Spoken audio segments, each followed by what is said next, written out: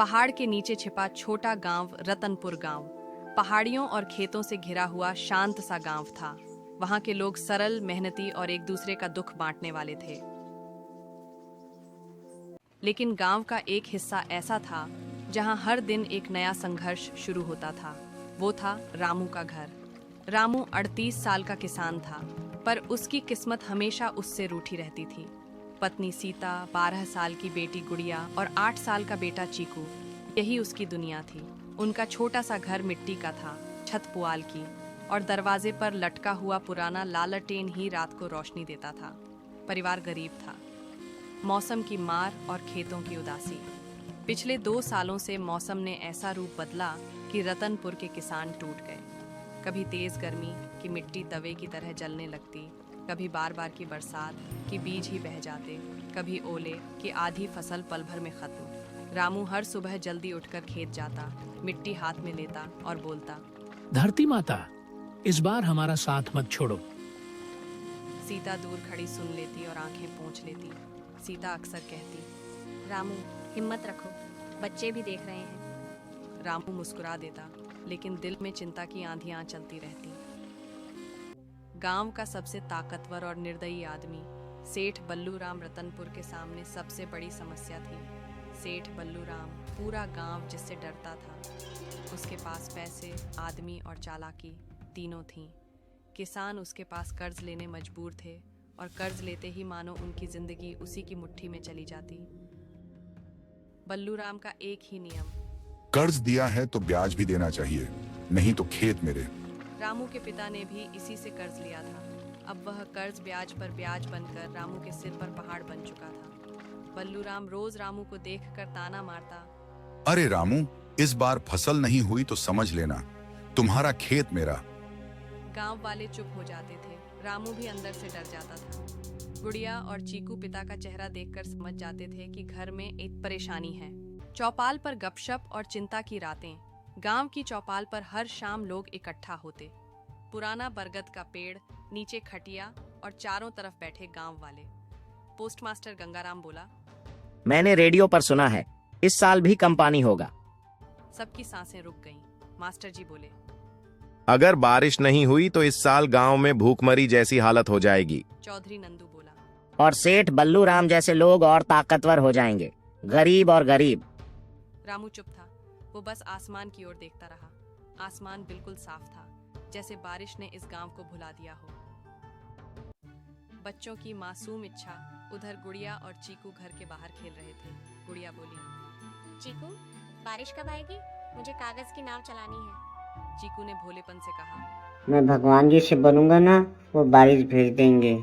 तभी सीता बाहर आई और बोली, अरे पगलो, बारिश आएगी बेटा, जरूर आएगी, बस प्रार्थना करते रहो। उसकी आवाज में प्यार भी था और छुपा हुआ डर भी। पहली उम्मीद की बूंदें। एक रात तेज हवा चली, बादल गरजे, बिजली चमकी, गांव में खुशी की लहर दौड़ गई। रामू छत पर चढ़कर बोला, सीता, लगता है बारिश आएगी। सारी रात आसमान गड़गड़ाता रहा, पर सुबह जब सूरज निकला, आसमान फिर से साफ था। न बारिश न बूंद, सिर्फ टूटे हुए सपने। सीता ने ताजे मिट्टी को देखा और बोली, ऐसा लगता है धरती हमें पुकार रही है, लेकिन बादल सुन नहीं रहे। रामू का दिल टूट गया। वह घर के बाहर जाकर अकेला बैठ गया। सेठ की धमकी और बढ़ता कर्ज। अगले दिन गांव में सेठ बल्लू राम की जीप आई। धूल उड़ती हुई। गांव में लोग सन्न रह गए। वह रामू के पास आया और बोला, देख बेटा, मैं तुझ पर रहम नहीं करूंगा। कर्ज नहीं चुका सका तो खेत मेरे, और हाँ, ब्याज कल से बढ़ जाएगा।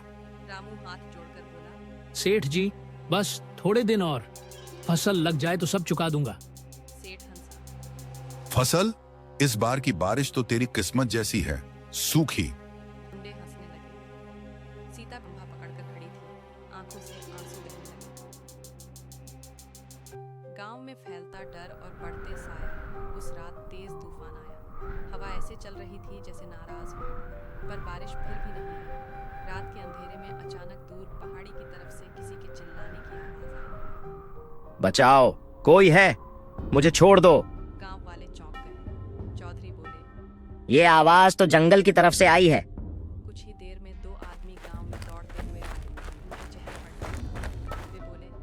हमने जंगल में किसी को देखा, वो इंसान नहीं था, बहुत बड़ा साया, डरावना। गांव में अफवाहें उड़ने लगी। रामू का साहस और जंगल का रहस्य। अगली रात भी वही चीखें आईं। रामू का मन बैठ गया। उसने तय किया कि वो खुद देखेगा। रात को लालटेन लेकर वह जंगल की तरफ गया। पेड़ कांप रहे थे, हवा सीटी की तरह बज रही थी। अचानक उसे कुछ दिखा।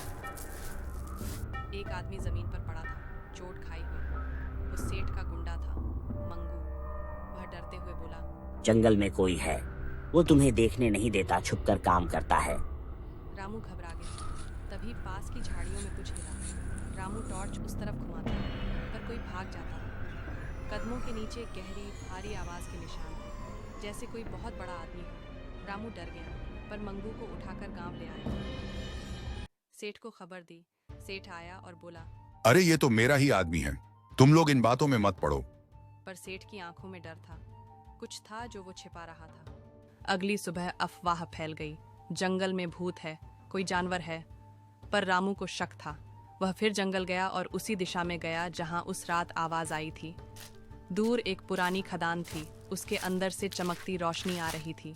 रामू धीरे से पास गया और अंदर झांक कर देखा और स्तब्ध रह गया। खदान में सेठ बल्लू राम और उसके आदमी चोरी के सोने की खुदाई कर रहे थे। रात में चोरी से निकालते, दिन में बाजार भेज देते और गांव में डर फैलाने के लिए वो खुद अपने आदमी को डराकर, गिराकर चीखें निकलवाता ताकि कोई जंगल के पास न जाए। रामू की सांसें तेज हो गईं। तभी एक पत्थर गिरा और सेठ ने उसे देख लिया। सेठ गुर्राया, ओ रामू, तूने बहुत देख लिया, अब तू जिंदा नहीं बचेगा। रामू भागा। सेठ और 3 गुंडे उसके पीछे। बारिश शुरू हो गई थी, तेज, बहुत तेज।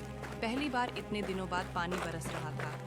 रामू गांव पहुंचा और चिल्लाया, सेठ चोरी कर रहा है, खदान में सोना निकाल रहा है, गांव को डरा कर छुपा रहा है। सारा गांव बाहर आ गया। लोग लाठियां लेकर खड़े हो गए। सेठ बोला, ये झूठ है, मैं कुछ नहीं कर रहा। लेकिन तभी पीछे से खदान का पानी बहकर सोने के टुकड़ों को गांव की तरफ लाया। सबूत अपने आप सामने आ गया। पूरा गांव एक साथ बोला, झूठे सेठ, तूने हमसे धोखा किया। गांव वाले सेठ और उसके आदमियों को पकड़ लेते हैं। रात बारिश ऐसे बरस रही थी जैसे भगवान खुद गरीबों पर दया कर रहे हो। सूखी खेत खलिहान पानी से भर गए। बीज अंकुरित होने की उम्मीद जग गई। गांव में खुशी फैल गई। उस बारिश में रामू की आंखें भर आईं। सीता उसके पास आकर बोली, देखा, मेहनत और सच हमेशा जीतते हैं। गुड़िया कूदते हुए बोली, पापा मेरी नाव चल जाएगी। चीकू बोला, और खेत भी हरे होंगे। रामू ने दोनों को गले लगा लिया। नया दिन, नई जिंदगी। सेठ और उसके आदमी गिरफ्तार हुए। सारा सोना सरकार ने ले लिया। उसके अवैध कर्ज भी रद्द कर दिए गए। गांव में पंचायत बैठी। रामू ने गांव को बचाया है। आज से यह परिवार गांव का मान सम्मान है। बारिश लगातार होती रही और कुछ हफ्तों में खेत हरे भरे हो गए। रामू ने पहली बार मुस्कुराते हुए सीता से कहा, हमारी जिंदगी अब बदलेगी, एक नई शुरुआत। गांव में बच्चों की हंसी गूंजने लगी। पेड़ों पर नई पत्तियां आईं। गुलाबी सुबह और सुनहरी शाम। सब कुछ बदल गया।